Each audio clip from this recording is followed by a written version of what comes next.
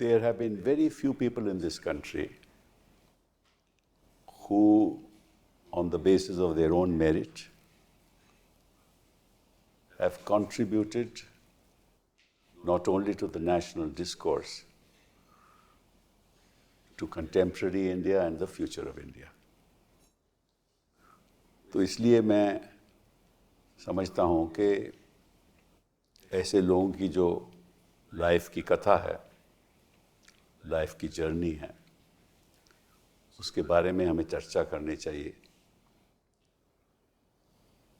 और इसलिए मैंने आज एक शख्सियत को बुलाया है और उन्होंने हमें इजाज़त दी कि उनके बारे में हम कुछ बातें सुनें, समझें। उनका जो लाइफ की जर्नी थी वो एक ब्यूरोक्रेट हैं, 1960 में शुरू हुई। उनका नाम बता देता हूँ, यशवंत सिन्हा जी। और कई अरसे से वो आईएएस में थे और 1970 में जेपी की मूवमेंट हुई तो उनका मन चाहा कि छोड़ छाड़ के मैं जेपी की मूवमेंट को ज्वाइन कर लूँ, लेकिन उन्होंने नहीं की। उनको कहा गया कि आप छोड़ दीजिए, बाद में कर लेना अगर कोई मौका मिले तो। लेकिन ऐसा मुझे लगता है कि वो चाहते थे कि मैं पॉलिटिक्स में आऊँ और 1984 में उनको मौका मिला और जनता पार्टी में शामिल हो गए। उसके बाद तो जनता दल हुई, फिर वीपी सिंह के साथ रहे, फिर चंद्रशेखर जी के साथ रहे। मैं ज़्यादा आपको बताऊंगा नहीं, वो इस देश के वित्त मंत्री रहे, 1990-91 में वित्त मंत्री थे। फिर जब बीजेपी ज्वाइन की 1993 में, उसके बाद जब वाजपेयी जी की सरकार बनी तब भी वो वित्त मंत्री थे 1998 से लेकर 2002 तक, और फिर वो एक्सटर्नल अफेयर्स मिनिस्टर भी रहे। उसके बाद भाजपा में तो थे ही, पर भाजपा भी छोड़ दी। उनसे ही सुनेंगे क्यों छोड़ी, कैसे छोड़ी, कब छोड़ी। और फिर उन्होंने अल्टीमेटली टीएमसी ज्वाइन की 1920 से लेकर 22 तक, और फिर 22 में वो प्रेसिडेंशियल कैंडिडेट बने ऑपोजिशन के।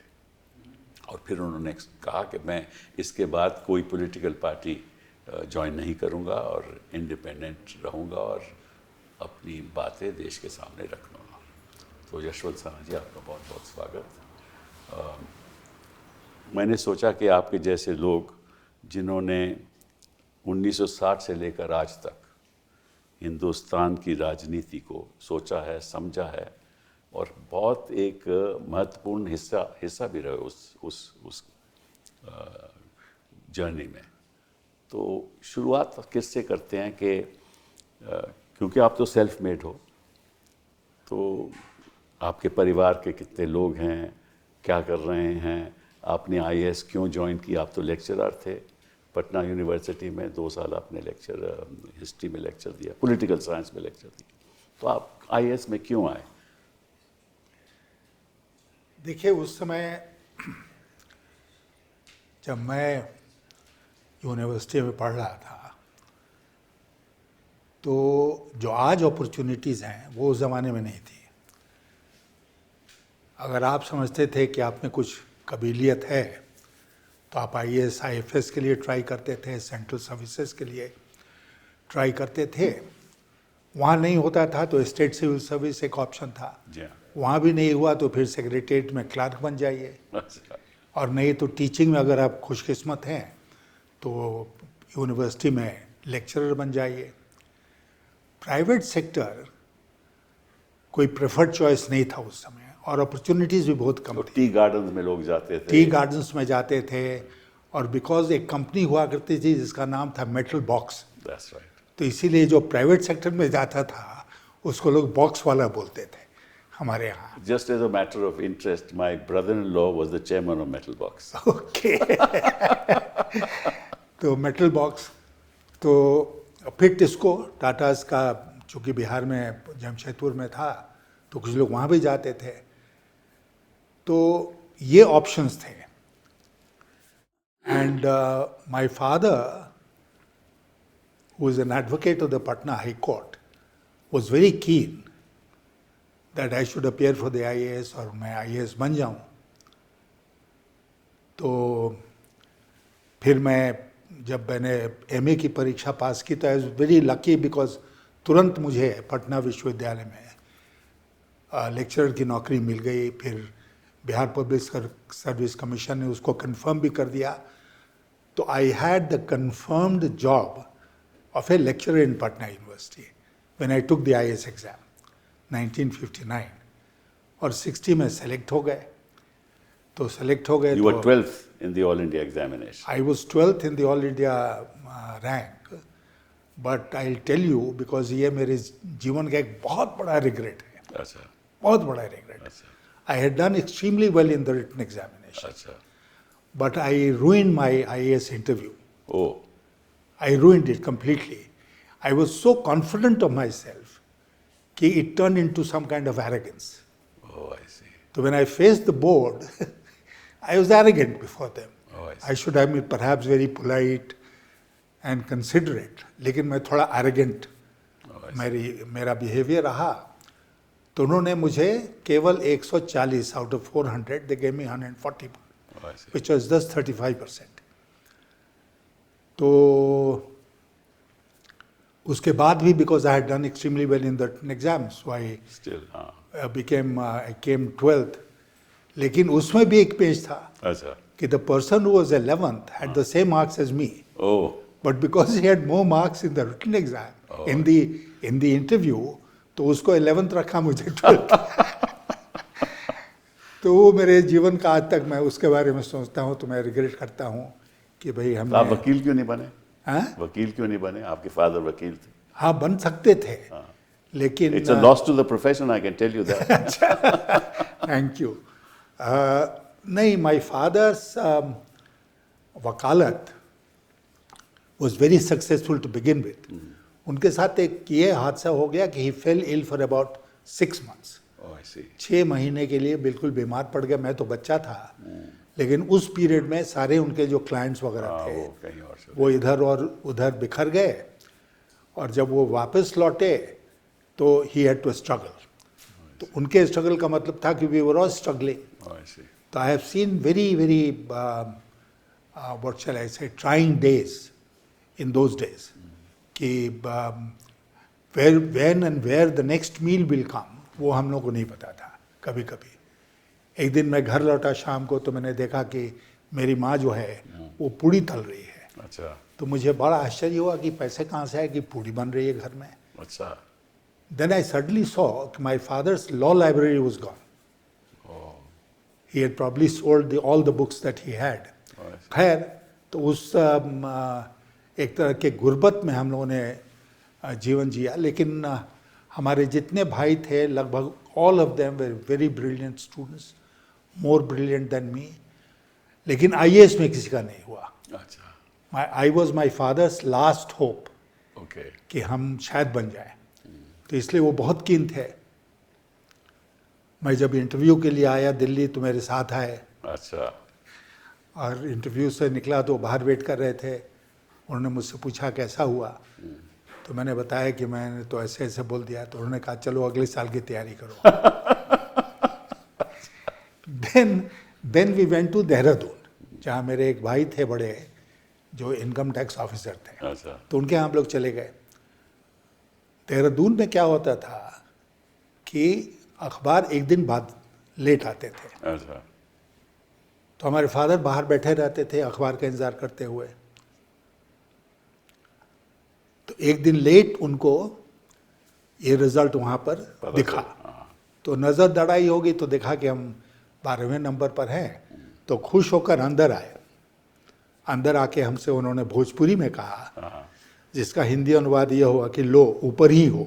Oh, I see. अच्छा nice. Those words still ring in my ear, and some of the sweetest words that I have heard. That's wonderful. That's wonderful.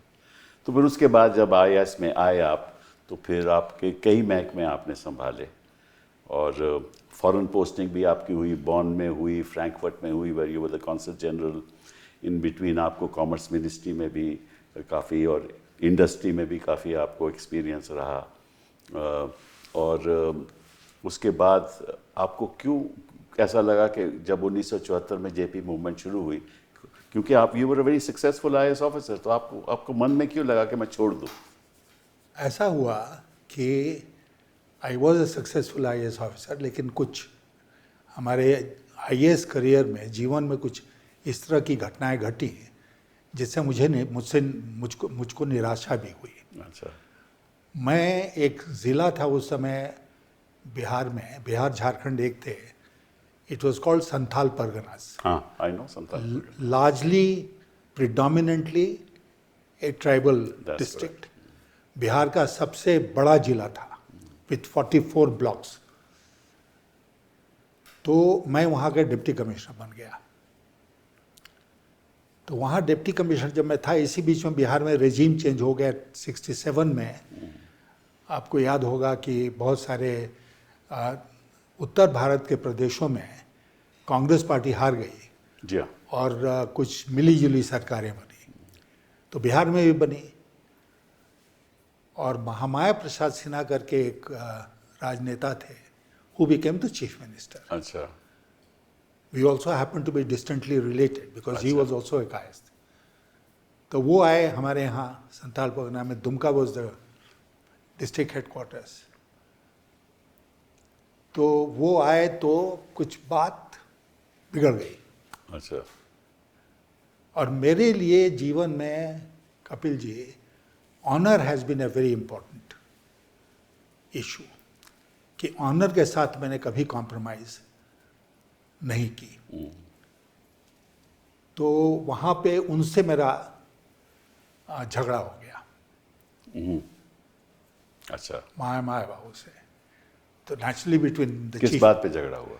झगड़ा इस तरह हो गया कि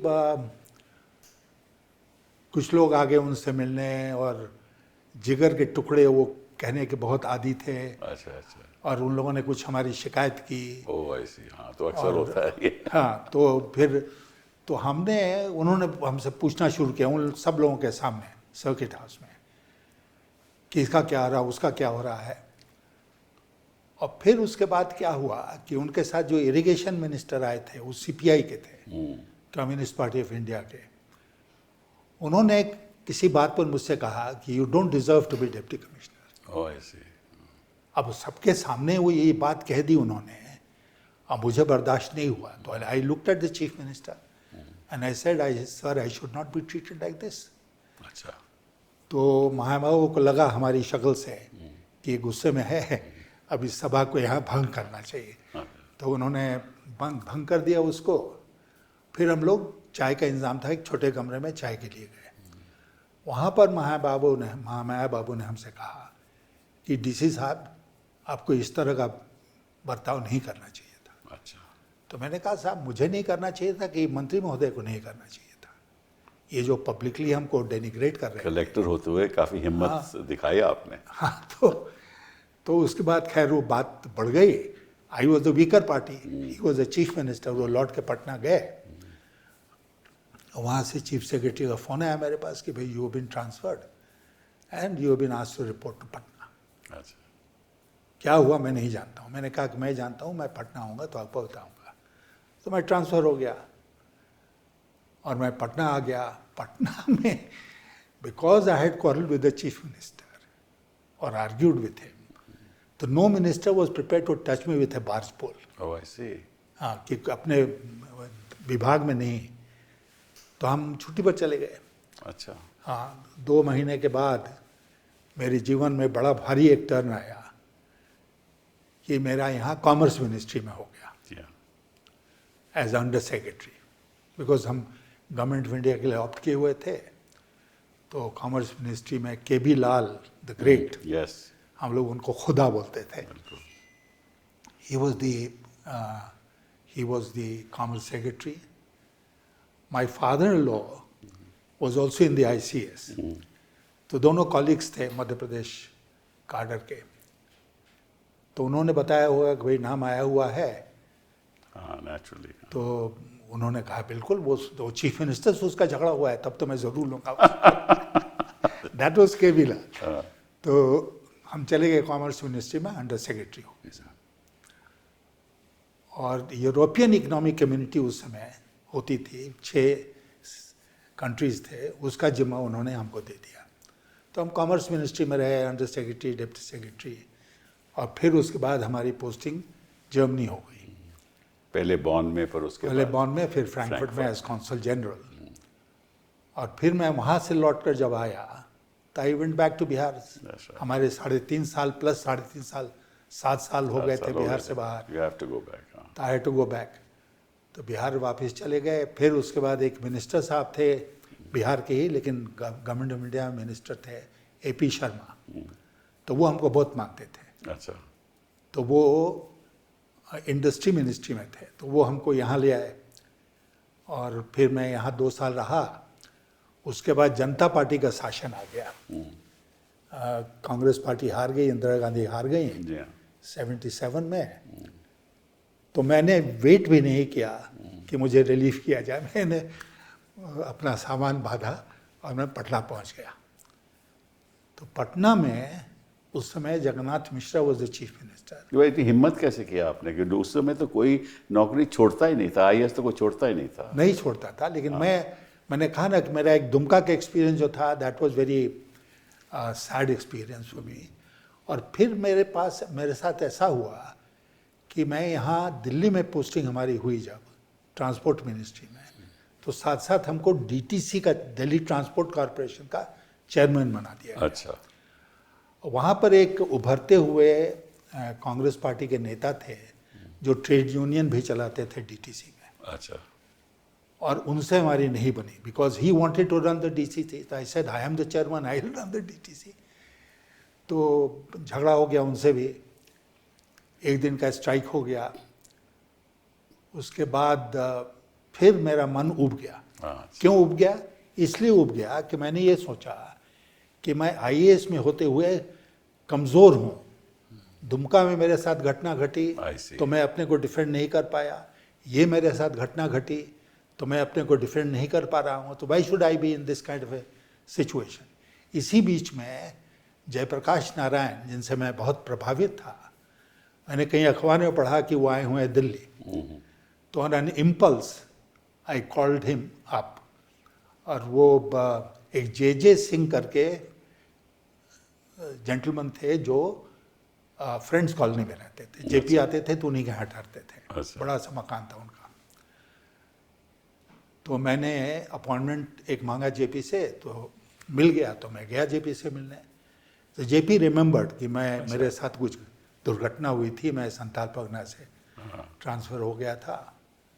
तो सब बातचीत होती रही। Then at some point of time I told him कि अब enough is enough in the IAS, मैं आपके साथ काम करना चाहता हूँ। तो बात बहुत दूर तक आगे चली गई। ये तय हो गया कि हम JP के साथ काम करेंगे। फिर JP ने हम लोगों को बुलाया हमारी वाइफ के साथ। अच्छा। कि हम उनसे जाके मिले। तो हम लोग गए, उनसे मिले। तो प्रभावती जी जो JP की पत्नी थी, जी हाँ। वो उन्होंने हमारी वाइफ को एम्ब्रेस किया और कहा, बेटी अब तो तुम हमारे परिवार में शामिल होने जा रही हो। अच्छा। और मेरी वाइफ को ये ज़रा भी पसंद नहीं था कि मैं नौकरी छोड़ूं।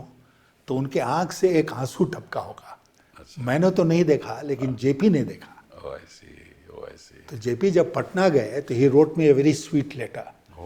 उन्होंने कहा कि मैंने ये देखा कि मुझे लगा कि आपकी पत्नी अभी तैयार नहीं है, इसलिए आपको इंतजार करना चाहिए। Very sensitive of him. Very sensitive. तो वो मेरा जाना रुक गया। फिर मैं जर्मनी चला गया। जर्मनी से लौटकर जब आया तो फिर पटना चला गया। फिर मैं आ गया दिल्ली। और दिल्ली से, जैसा मैंने कहा आपको, कि 1984 में आई थॉट कि भाई अब छोड़ा जाए। Interesting, very interesting. ऐसे वैसे ब्यूरोक्रेट्स आजकल तो हमें दिखते नहीं हैं। पता नहीं, क्योंकि सारी ब्यूरोक्रेसी का माहौल ही बदल गया। अब तो जितना मिनिस्टर चाहे ब्यूरोक्रेसी कर रही है कि वही जो चाहेंगे हम करेंगे। तो ज़रा सिस्टम बिगड़ने के आपके बिगड़ गया, बिल्कुल बिगड़ गया। और इसकी वजह क्या है? देखिए, इसकी वजह है लोव्स एंड फिशेस। कि IAS में चाहे कोई भी सरकारी नौकरी आप गवर्नमेंट ऑफ इंडिया के करते हैं, तो क्या चाहिए आपको? You want a good posting. Yes. नौकरी तो आपकी बरकरार रहेगी, लेकिन पोस्टिंग में बहुत अंतर हो सकता है। ऐसी पोस्टिंग हो सकती है जहां आप सड़ा दिए जा सकते हैं, ऐसी पोस्टिंग हो सकती है जिसमें बहुत सारी ओपनिंग्स आगे चल के खुल सकते हैं। तो मुझे लगता है कि एक बड़ा भारी जो अट्रैक्शन है या वीकनेस है सिविल सर्वेंट्स के लिए, वो है पोस्टिंग। हमको अच्छी पोस्टिंग मिलनी चाहिए, उसके लिए वो कॉम्प्रोमाइज़ करने को तैयार हैं। हालांकि मैं आपसे अपने पर्सनल अनुभव के आधार पर कहना चाहता हूँ कि मैंने कोशिश की कि मैं कभी कॉम्प्रोमाइज़ नहीं करूँ, लेकिन मैंने ये भी देखा कि जिन लोगों ने कॉम्प्रोमाइज़ किया वो तरक्की नहीं कर पाए। सही बात है आपकी। वो कुछ दूर तक चले, फिर वो मिनिस्टर बदल गए, वो रेजिम बदल गया, तो फिर वो जहाँ के तहाँ रह गए।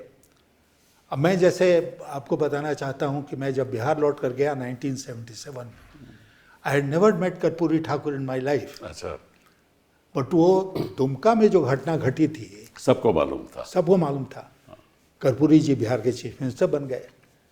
उन्होंने चीफ सेक्रेटरी को कहा कि मुझे एक कट्टर ईमानदार अब कोई दूसरे लोग यूज़ करते हैं लेकिन उन्होंने कहा कि मुझे बहुत ईमानदार एक अफसर आप ढूंढ के दीजिए जो मेरा अच्छा, प्रिंसिपल सेक्रेटरी बने।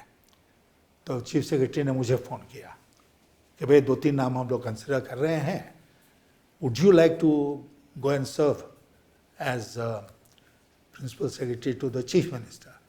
तो मैंने कहा मैं बताता हूँ आपको। फिर I consulted a few friends, उन्होंने कहा भाई बड़ा भारी अच्छा ऑफर है, इसको मान जाओ। तो मैंने स्वीकार कर लिया। तो उसके बाद उन्होंने सजेस्ट किया होगा, कर्पूरी जी याद रखते मुझे, हालांकि मैं मिला नहीं था, तो ही अप्रूव्ड माई नेम। अच्छा, तो मैं उनका प्रिंसिपल सेक्रेटरी बन गया without having ever met him in my life. Oh I see, हाँ, इंटरेस्टिंग। बल्कि मैं जब पहली बार ऐसे पॉलिटिशियंस भी होते थे, without meeting somebody you can make him principal secretary. बताइए हाँ, कर्पूरी मतलब कि जी ने वो राजनीति का माहौल बदल गया, इसका मतलब। बिल्कुल बदल गया। आप कोई ऐसा थोड़ी करेगा। अभी तो चुन के अपने प्रिंसिपल सेक्रेटरी लगाते हैं, बनाते हैं, और वही बनाते हैं जो उनके काम करेंगे, चाहे वो सही हो गलत हो। ये हाल है आज के दिन। तो आप देखिए कि मैं माई स्ट्रेंथ वॉज कि मैं कर्पूरी ठाकुर के साथ लगभग 2 साल रहा। फिर वो चीफ मिनिस्टर नहीं रहे, उनके बदले जनता पार्टी के ही राम सुंदर दास वहाँ चीफ मिनिस्टर बन गए। फिर ये हुआ कि साहब यशवंत सिन्हा को तो हटा देंगे, ये कर्पूरी ठाकुर के आदमी हैं हाँ? लेकिन for some reason Ram Sundar Das decided that he'll continue with me, और मैं उनके साथ कंटिन्यू किया। फिर वो सरकार चली गई, प्रेसिडेंट रूल लग गया तो गवर्नर थे वहाँ पर AR किदवई। अच्छा, उन्होंने मुझे बुलाया और उन्होंने कहा कि भाई ये जो एडिशनल वर्क मेरे पास आ रहा है ये तुम संभालोगे। मैंने कहा he had a good reputation, हाँ। भाई साहब। तो आई सेड कि sir you have a senior IAS officer as principal secretary, मुझसे सीनियर है वो। अच्छा, तो उन्होंने कहा कि नहीं वो जो काम करते थे वो करेंगे, ये नया काम तुम करोगे। So for 4 months or so, Kapil ji, I remained, my designation was Principal Secretary to Chief Minister Bihar, without there being a Chief Minister. Interest. फिर उसके बाद AP शर्मा यहाँ मिनिस्टर बन गए 1980 में। तो उन्होंने फिर बहुत आग्रह करके इंदिरा गांधी से मुझे यहाँ उन्होंने बुला लिया। तो मैं ट्रांसपोर्ट मिनिस्ट्री में आ गया यहाँ पर, और उसके बाद वहाँ से ही मैंने तय किया कि बहुत हो गया तो अब छोड़ते हैं। तो 84 में मैंने IAS की नौकरी छोड़ दी। तो जनता में रहे और फिर जनता दल बनी जब, हाँ। तो फिर आप VP के साथ चले गए। मेरी वो भी जो थी, that was also an accident. And let me tell you कि accidents have played a very major role in my life. जैसे दुमका की घटना, they play a major role in many people's lives actually. तो हुआ ये कि मैं कर्पूरी जी की तबीयत ठीक नहीं थी, वो आके यहाँ एडमिटेड थे all India institute of medical sciences hospital में। तो मैं उनसे मिलने गया तो वहाँ पर चंद्रशेखर जी आ गए। अच्छा, अब चंद्रशेखर जी को मैं कभी पहले नहीं मिला था, तो वहाँ पर परिचय हुआ। चंद्रशेखर जी ने मुझसे कहा कि भाई कभी आके मिलना। उसके बाद फिर तब उनसे मुलाकात हुई, जान पहचान बढ़ी। तो उन्होंने जब सुना कि मैं छोड़ रहा हूँ तो उन्होंने कहा कि भाई आप आ जाओ हमारे साथ। तो मैं चला गया जनता पार्टी में। हमको हमारा बहुत अच्छा रिलेशनशिप था केसरी जी के साथ, सीताराम केसरी के साथ, सीताराम के साथ। अच्छा, क्योंकि बिहार के थे तो हम बिहार के थे, जर्मनी आए थे तो मैंने उनको स्वागत किया था, सत्कार किया था, तो वो हमको बहुत मानते थे।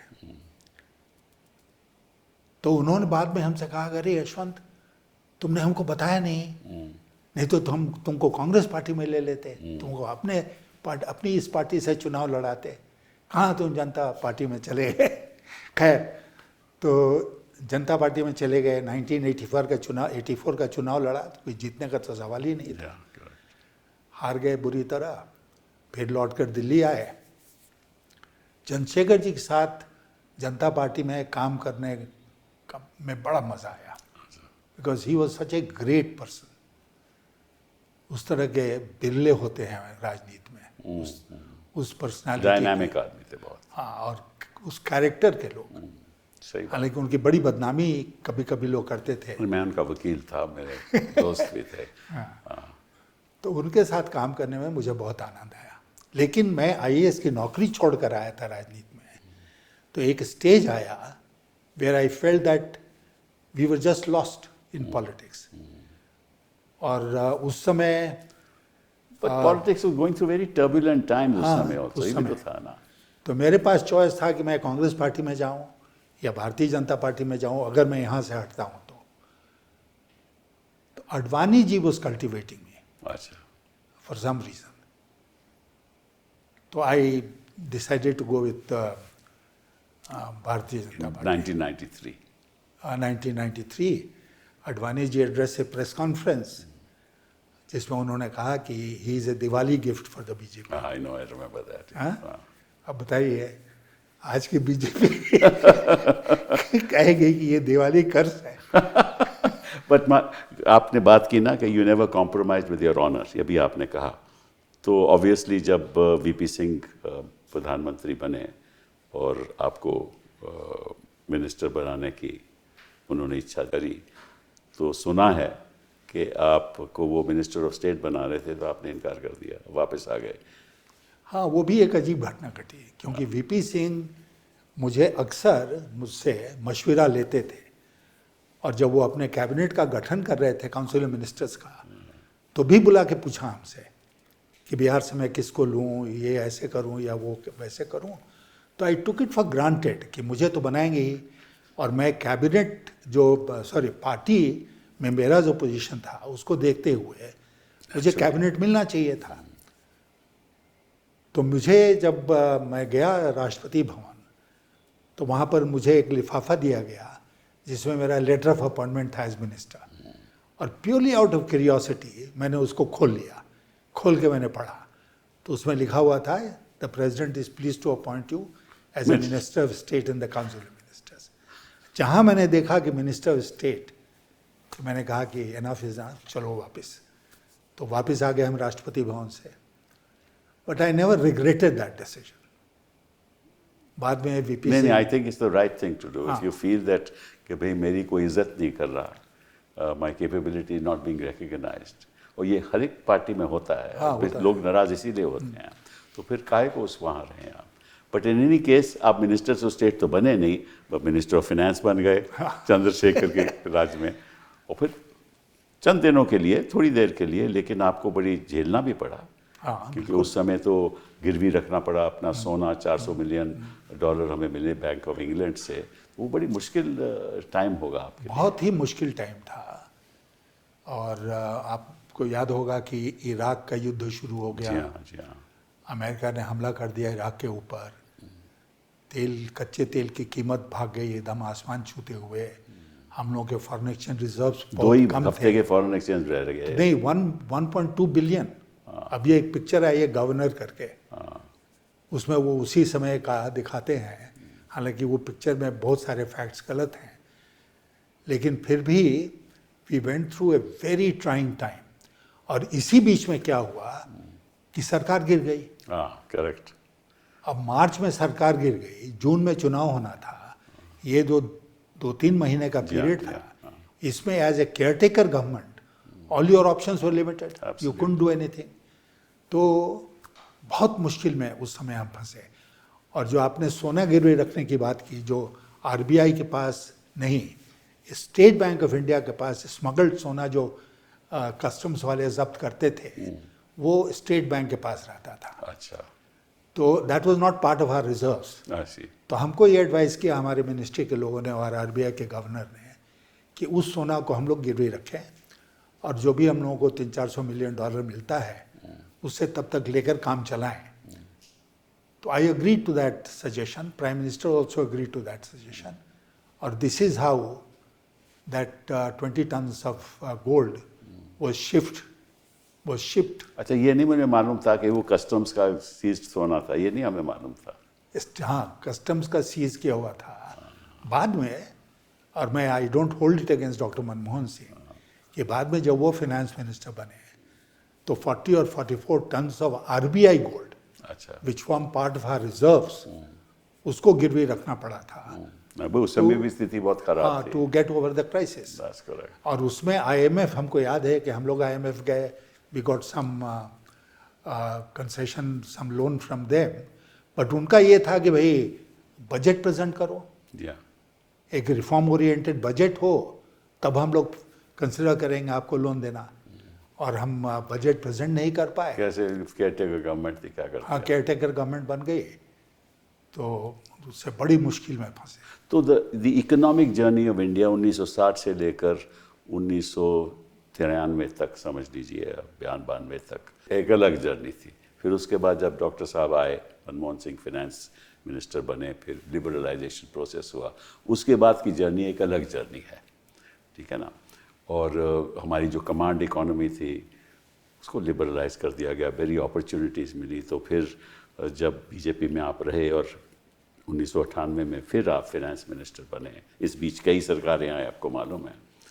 तो उस समय आपने बड़ा योगदान दिया कि सारी प्रोसेस, सारी इकोनॉमी को और लिबरलाइज किया जाए, टेलीकॉम सेक्टर, इंश्योरेंस सेक्टर। हालांकि कांग्रेस पार्टी ने वो प्रस्ताव रखा था, उसमें थोड़ी वो पॉलिटिक्स है, हम पॉलिटिक्स में नहीं जाएंगे आज। तो उसमें आपने किया, फिर नेशनल हाईवे अथॉरिटी का गठन हुआ, हाईवे प्रोग्राम हुआ, और बायोटेक्नोलॉजी, इंफॉर्मेशन टेक्नोलॉजी, उसमें आपने दिलचस्पी ली। उस बीच ऑल्सो रिलेशंस अमेरिका के साथ, स्ट्रेटेजिक पार्टनरशिप की फाउंडेशन भी उस समय थी, तो उसमें भी बड़ा आपका योगदान दिया। फिर फॉरेन मिनिस्टर बने। उन वर्षों में जब आपने वाजपेयी जी के साथ काम किया, कोई ऐसे ख़ास बातें आपको याद है जिनका हम दर्शकों को बता सकते हैं? ये बहुत सारी ख़ास बातें हैं, लेकिन मैं इतना कहना चाहूँगा आपसे कि 1998 में when I was preparing my first budget, तो आप जानते हैं कि बजट का जो प्रोसेस है उसमें पीएम से कंसल्टेशन होता है फाइनेंस मिनिस्टर का 3-4 बार। या और हर बार मैं जाता था वाजपेयी जी के पास, बातचीत होती थी, पीएमओ के पदाधिकारी भी रहते थे, मिनिस्ट्री ऑफ फाइनेंस के पदाधिकारी रहते थे, उनका गाइडेंस लेकर फिर हम आते थे, फिर बात होती थी, फिर उनके पास जाते थे। तो ये कंसल्टेशन का प्रोसेस चल रहा था।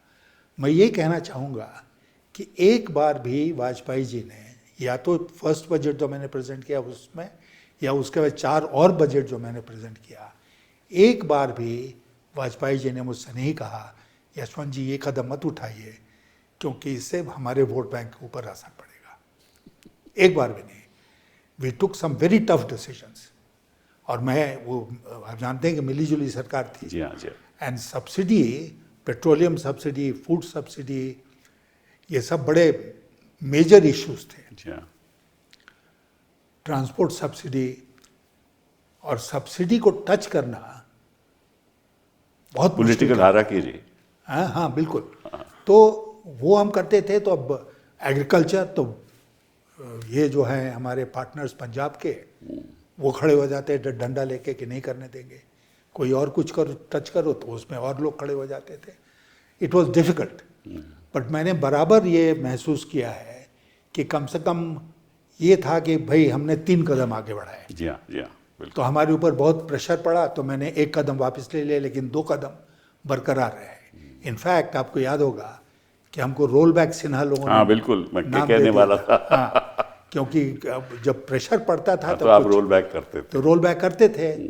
और अक्सर झुकना पड़ता था, लेकिन दैट इज प्रजातंत्र। But that's in a coalition government that's bound to happen, उसमें तो कोई ताज्जुब की बात नहीं। लेकिन आपने एक बड़ी इंटरेस्टिंग बात की कि प्रधानमंत्री जी ने कभी दखल अंदाजी नहीं की। यहाँ तो बजट ही पीएमओ में बनता है। तो इसीलिए मैं कह कितना रहा हूँ बदल कि गया हिंदुस्तान। सारा कुछ बदल गया, सारा कुछ। मैं आपको एक छोटा सा दूसरा उदाहरण देता हूँ। शुरू में जब मैं वित्त मंत्री बना, तो उसके बाद लोगों ने हमसे कहा कि साहब मनमोहन सिंह के टाइम से एक बड़ा भारी रिफॉर्म हम लोग करना चाहते हैं, लेकिन वो प्रोसेस में है, आगे नहीं बढ़ पाया। क्या रिफॉर्म था? तो वो रिफॉर्म ये था कि सेल्स टैक्स, जो स्टेट सेल्स टैक्स है, उसमें सुधार लाया जाए और गवर्नमेंट ऑफ इंडिया के साथ उसको बिगिनिंग ऑफ जीएसटी इन ए वे आप कह सकते हैं। तो हमने कहा ठीक है, इसको आगे बढ़ाते हैं। तो क्या करना चाहिए? आई वॉज एडवाइस कि let's call a meeting of the chief ministers. ना सामान्य परिस्थिति में, आज की परिस्थिति में विशेषकर क्या होता, फाइनेंस मिनिस्टर जाते प्राइम मिनिस्टर के पास, बिल्कुल साहब चीफ मिनिस्टर्स की मीटिंग बुलाएं ना बुलाएं, आप कब खाली हैं, कब आइएगा एड्रेस करने के लिए। मैंने ऐसा कुछ नहीं किया। मैंने चीफ मिनिस्टर्स की मीटिंग बुला ली। मैंने वाजपेयी जी को सूचना दे दी कि मैं चीफ मिनिस्टर की मीटिंग बुला रहा हूँ। अच्छा, इनवाइट भी नहीं ऐसा किया। तो कभी हो ही नहीं सकता हिंदुस्तान, आज के हिंदुस्तान में। हाँ, तो मैंने उनको ये भी नहीं कहा कि आप आइए इनॉग्रेट कीजिए। अच्छा, so I conducted the meeting of the chief ministers. और उसके बाद मैंने चीफ मिनिस्टर्स की एक कमिटी बनाई अच्छा, to take the matter forward. और उसका मैंने अध्यक्ष बनाया ज्योति बाबू को, Jyoti Basu, oh I see, who was a CPM chief minister of West Bengal, क्या बात है। Longest service. और बहुत अच्छा रहा, इसमें सब लोगों का कोऑपरेशन मिला। कांग्रेस पार्टी के चीफ मिनिस्टर थे, उनका कोऑपरेशन मिला। बल्कि हमारे पार्टी के जो चीफ मिनिस्टर थे वो कुछ हमसे दुखी हुए, लेकिन फिर अडवाणी जी और अटल जी ने उनको समझा बुझा के शांत किया। तो वो एक बड़ा कदम हम लोगों ने आगे बढ़ाया। उसमें इनिशिएटिव लेने में कोई आपको रोकता नहीं था। आज अनथिंकेबल है। और आपने एफआरबीएम का भी गठन आप ही ने किया, financial responsibility and budget management का। वो आज तक चल रहा है। और उसमें ये बहुत हंगामा हुआ। करेक्ट। मैं कहीं बात कर रहा था कि भाई फिस्कल डेफिसिट, हम तो ऑपोजिशन में थे, हम ही हंगामा करते थे। फिस्कल डेफिसिट जो था वो मेरे लिए बड़ा भारी मुद्दा था। आज तक कोई उसकी चर्चा भी नहीं करता। नहीं, कोई नहीं करता। जयपाल रेड्डी आपके, फिस्कल डेफिसिट जितना भी हो जाए कोई परवाह नहीं। कोई परवाह नहीं है। जयपाल रेड्डी होते थे ना कांग्रेस के एमपी, उन्होंने एक दिन लोकसभा में उठ के कहा कि he is a fiscal terrorist. मुझे याद है। तो but those were wonderful days in the sense कि Vajpayee ji was a true gentleman, never interfered. He was born in the Nehru era ना, तो वो सिस्टम ऑफ पॉलिटिक्स अलग था। और फिर इस बीच वो आदमी भी अलग थे, नेता भी अलग किस्म के थे, नेता भी अलग किस्म के थे। और आज से उसकी तुलना ही नहीं की जा सकती। तो आप जब फॉरेन मिनिस्टर बने तो मुझे याद है कि इराक वॉर पे अमेरिका से प्रेशर आया कि आप वहाँ अपने लोग भेजिए, आर्मी भेजिए। तो फिर अल्टीमेटली आपने उसमें भी बड़ा योगदान दिया कि ऐसा नहीं करना नहीं, उसमें बिल्कुल I was very clear. Yes. और फिर उसके बाद उन्होंने कहा कि नहीं, आप ट्रुप्स नहीं भेज सकते हैं तो मेडिकल टीम भेज दीजिए। फिर हम लोगों ने उस पर विचार किया। कांग्रेस पार्टी से भी कंसल्टेशन हुआ और विपक्षी दलों से कंसल्टेशन हुआ। बिकॉज उसमें बड़ा इंटरेस्टिंग ये था कि Vajpayee didn't want to do it, Advani ji wanted it to be done. तो वाजपेयी जी ने, being clever man that he was, उन्होंने सब ऑपोजिशन के लोगों को बुलाया, सबसे बातचीत की और सब लोगों ने कहा कि नहीं करना चाहिए। तो armed with that he came to the cabinet और ये हुआ कि नहीं साहब, कैबिनेट कमेटी ऑन सिक्योरिटी कि नहीं भेजेंगे। तो नहीं गए। और मुझे याद है कि जब मैं as foreign minister, I remember I went to Washington in early 2004। तो जब मैं उतरा एयरपोर्ट पर तो हमारे एम्बेसडर ने हमसे कहा कि साहब your first appointment next morning is with president Bush. तो हमने कहा अरे राष्ट्रपति अमेरिका के बुला रहे हैं। And he actually invited me, you know, A mayor foreign minister of India, कि आके आप मिलो हमसे वाइट हाउस में।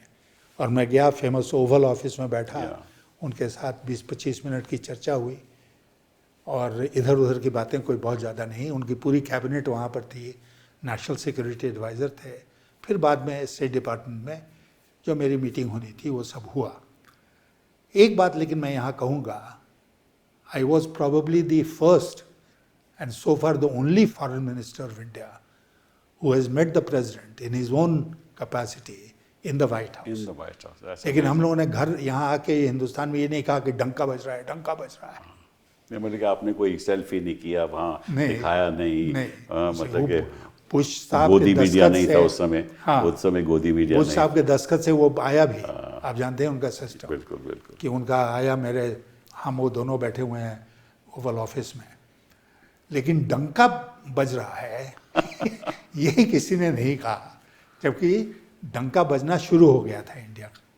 आप हमारे फिर जब कांग्रेस की सरकार बनी 10 साल रही, ऑपोजिशन में रहे, और वैसे ही चलता रहा। मतलब कि हमने भी प्रयास किया कि देश को आगे बढ़ाएं, पावर्टी कम करें, नई चीज़ें लाएं, तो वो भी कार्यकाल ठीक ठाक था, हमारी इकोनॉमिक ग्रोथ भी ठीक ठाक ही थी। फिर ऑफ कोर्स हिंदुस्तान फिर बदल गया।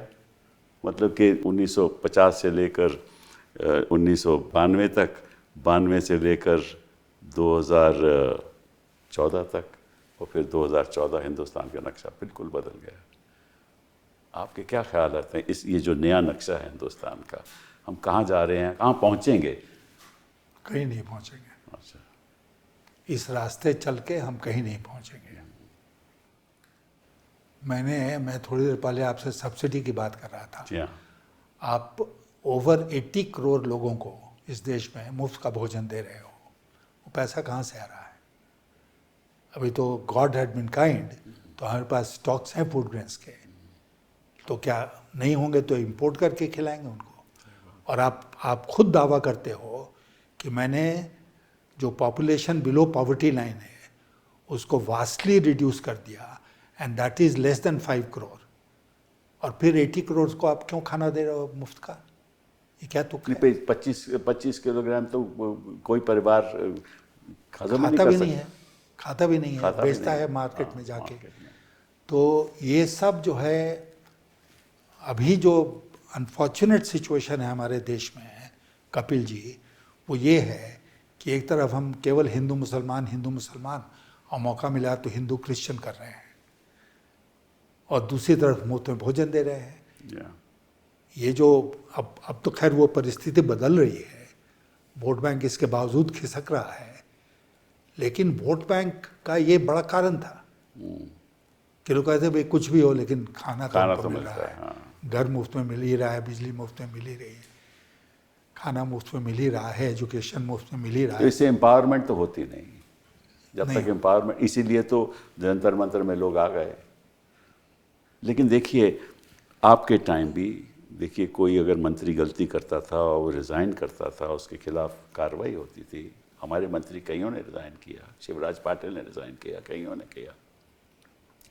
लेकिन यहाँ तो जितने मर्जी कोई गलत काम कर ले, कोई ना तो जांच होती है, ना कोई ट्रांसपेरेंसी है, ना कोई जवाबदेही है।